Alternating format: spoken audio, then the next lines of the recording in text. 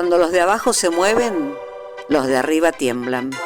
Revolución no significa destruir la vida, sino construir algo nuevo.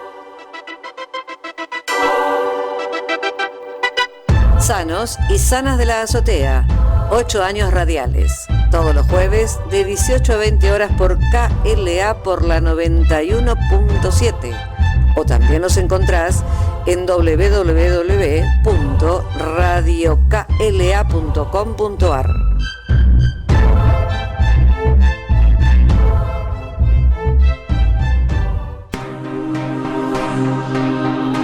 Esos momentos de dignidad y derechos que fueron posibles y llegan hasta hoy. Las revoluciones en Sanos y Sanas de la Azotea.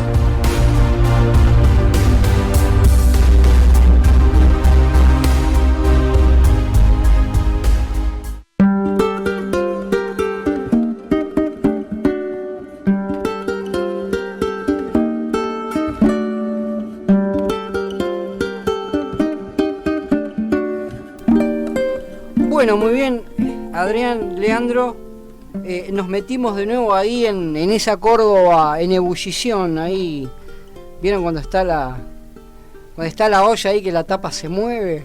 El Cordobazo 2. El Cordobazo volumen 2 que, bueno, terminó con un título ahí, si podemos decir que cambió de título, pero en Córdoba se volvieron a dar ahí movimientos bastante importantes.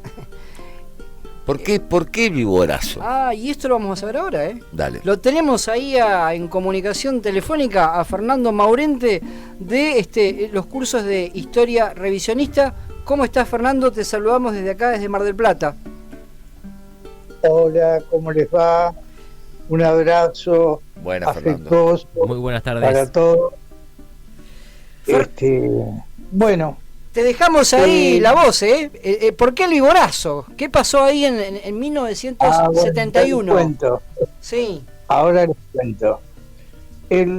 Hay una diferencia entre el primer Cordobazo y el segundo Cordobazo. Sí. Sí.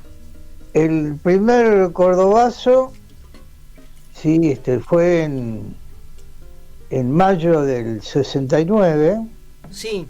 Y el segundo Cordobazo fue el año posterior, en 1970, sí, y no fueron lo mismo.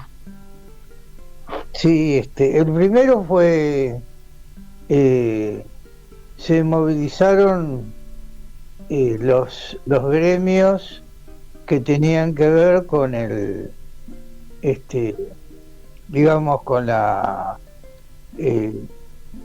fueron más espontáneas la cuestión. El segundo Cordobazo, que se conoce con el nombre de Viborazo, sí. Bueno, ahí la cosa fue mucho más organizada, sí, y fue encabezada básicamente por el sindicalismo clasista, o sea, los que se conocen como CITRAC, CITRAM. Sí. Y además, sí, el sindicalismo de liberación, que respondía a Agustín Tosco. Sí.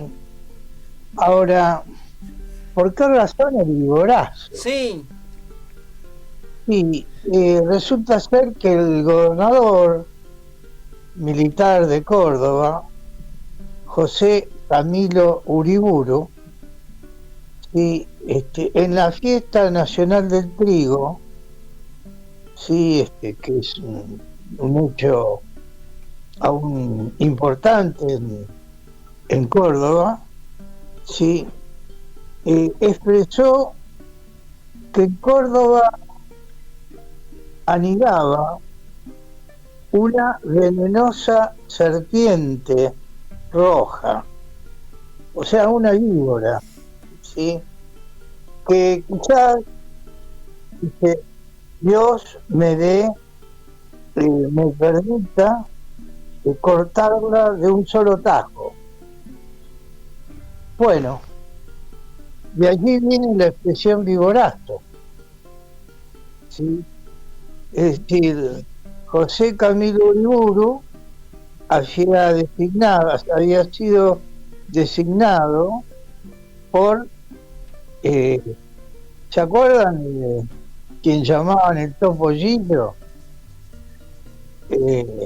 Y el general Marcelo Levingston, Claro, ¿sí?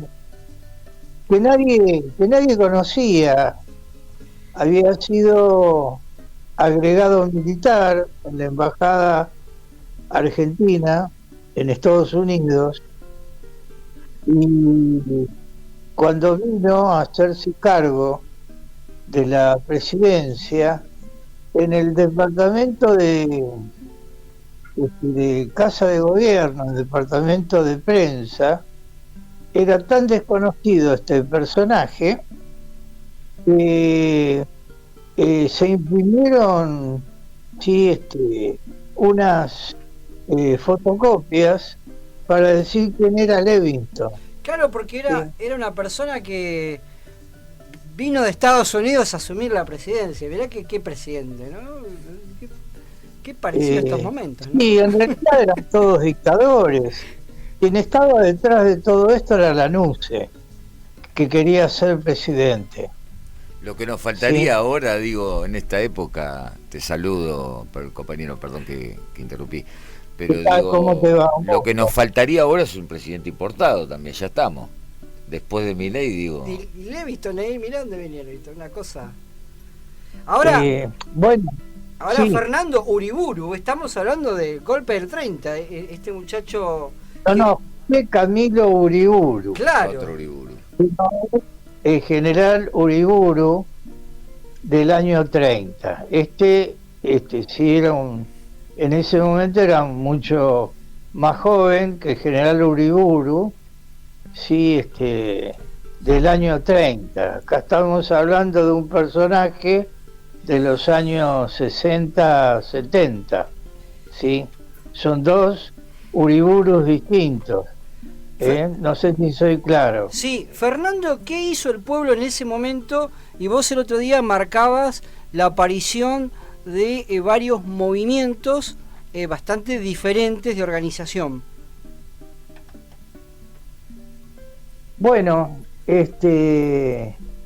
digamos, el cordobazo, sí, puso fin, por lo menos en esa época, sí, a la dictadura de Onganía.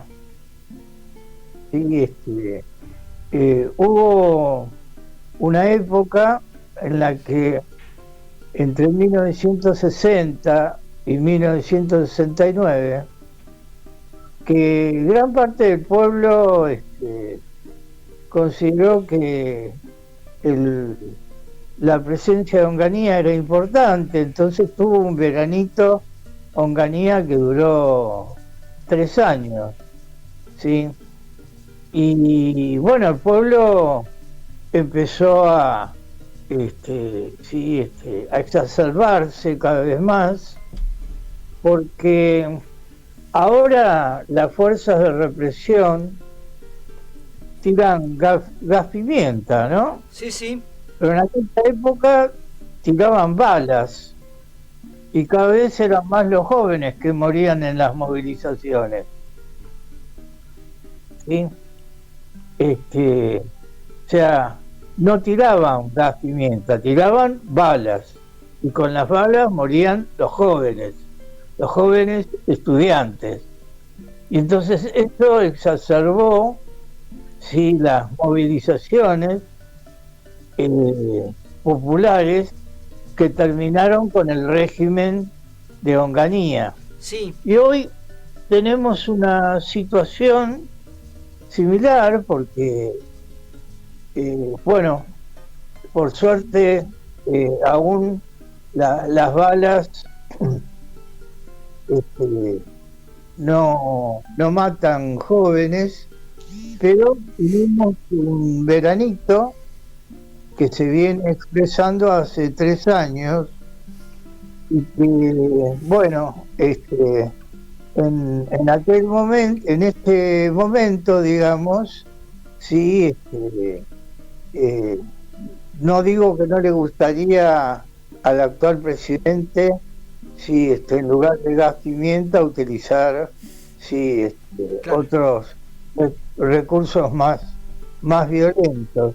Pero podemos decir Sí, que Onganía tuvo un veranito de 3 años y el actual presidente está con un veranito también de 3 años.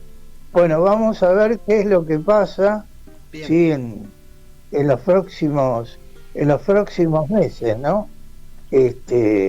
Así que no sé si queda claro la diferencia, sí, entre los dos veranitos. Bien, Sí. sí, yo lo último que te quiero preguntar, para ir repreguntar, es que en este vivorazo es la aparición, digamos, de distintas organizaciones ya que empiezan a hacer la lucha armada. ¿Puede ser que es este momento? Sí, aparecen algunos grupos, sí, en las movilizaciones, Sí, ligados, sí, no a la guerrilla, que está mal utilizado ese término, lo utilizan los que no saben. En realidad la guerrilla es el partido del campesinado, y acá no hay campesinado.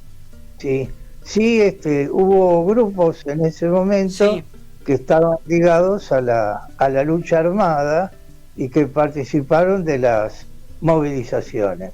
Esa es la gran diferencia entre el primer cordobazo, que fue, sí, la unidad obrero estudiantil, y el segundo cordobazo, sí, donde aparecieron, sí, los grupos ligados a los grupos armados, ¿no?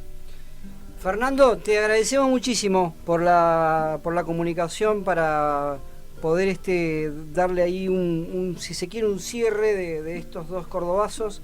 Así que, bueno, hablaremos ahí la semana que viene. Te mandamos un fuerte abrazo desde acá, desde Mar del Plata. Muchísimas Saludos, gracias. Fernando, te mandamos un abrazo. Y muchas gracias siempre por estar ahí presente.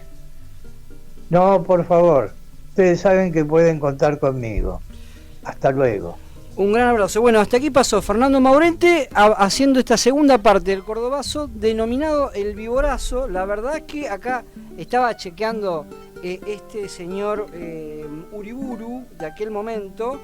Era el sobrino de aquel José Félix Uriburu que le hace el golpe en 1930 a Hipólito Yrigoyen.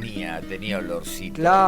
Claro, confundida entre la múltiple masa de valores morales que es Córdoba, por definición se anida una venenosa serpiente cuya cabeza quizá Dios me depare el honor histórico de cortar de un solo tajo.